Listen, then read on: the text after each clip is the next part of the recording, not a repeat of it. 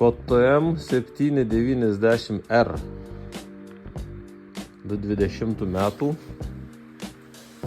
Vasarą po gero turo pastebėjom, kad truputį rūksta motociklas. Išsiaiškinau, kad kažkaip rūksta, tai reiškia svarba čia. Ir išsiaiškinau, kad ko gero, kad pratekėjimas vyko per čia, per tą termostatą su užspaustu va tokiu dangteliu.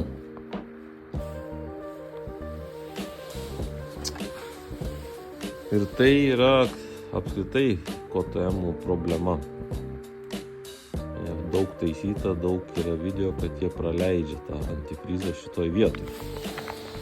Ir dabar čia yra originalus dangtelis, kuris buvo ant KTM.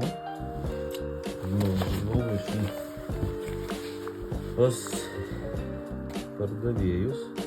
Ir sakau, duokit man tarpinę.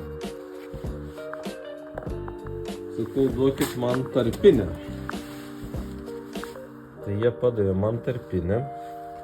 Šitokia, ne? Kuri dedasi, kurią reikia pakeisti su šita. Bet jis tada sako, žinai, mes čia daug tų tokių keitimų turėjom. Sako, imk visą naują dangtelį.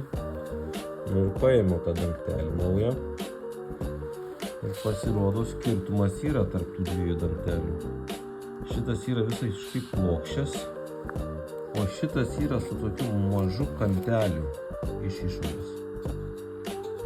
Nu, tai tikiuosi, kad šitas mažas kampelis išgelbės reikalą. Jūs matot, kaip užspaudimas vyko. Galbūt tas kampelis ir duos, kad taip neištišta tarpinė, tai dabar yra ištižus.